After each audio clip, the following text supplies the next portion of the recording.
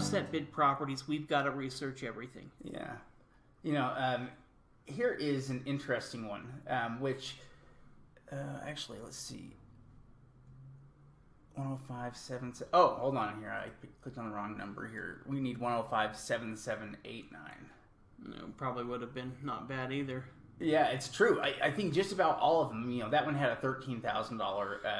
It's just what's on the deed. Yeah, that's the big risk with the a lot of these properties. It's true. Like for instance, this property right here is a really interesting one. So we've got a $5,000 opening bid. A pretty low opening bid amount. We've got the address there.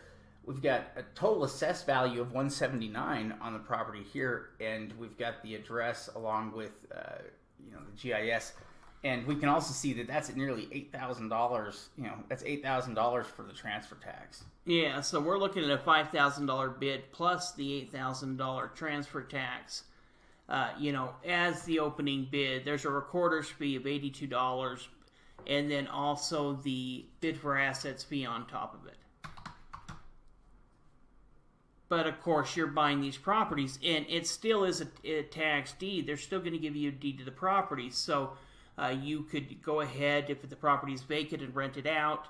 If it's occupied, you can contact who's living in there, find out if they're interested in renting it or buying it, and see if you can work out something with them. If not, have them leave the property and then do whatever you want to it at that point, whether that be rehabbing the property or selling it and letting somebody else come in there and rehab it.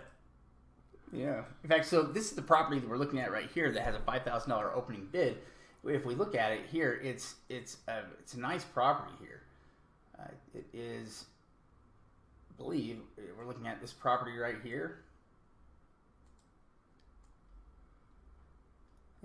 It's a nice big home.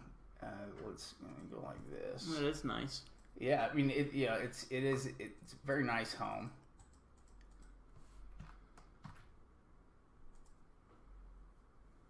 And we go to look at it, and it's got an estimated value of $403,000. A rent estimate of $2,300. For a $5,000 opening bid amount, those are some crazy numbers, and it's nice property. One thing to look at as well as we're looking at this, this is a big home. Yeah, almost 4,000 square feet.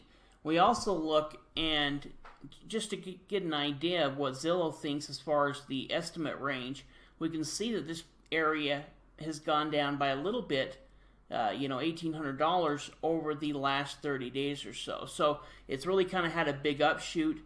But we can see, as far as 2020, what was the beginning, kind of 2020, what was the value at? It was about $300,000. $300,000. So it jumped up about $100,000. But really, it's been that $300,000 mark, though. It's been a $300,000 property in that range from really back. Around 2015. Well, and that's kind of the point that I'm making is that this property might go down, but I don't think it may go down at the very most. I would assume and it would probably take a few years to do that by $50,000. Yeah. So you're not going to ever drop below 350 if it is what it is. Yeah, it's never dropping down to 300 again. Yeah. No way. I mean, it might lose a little bit of value there, but it's going to be pretty strong.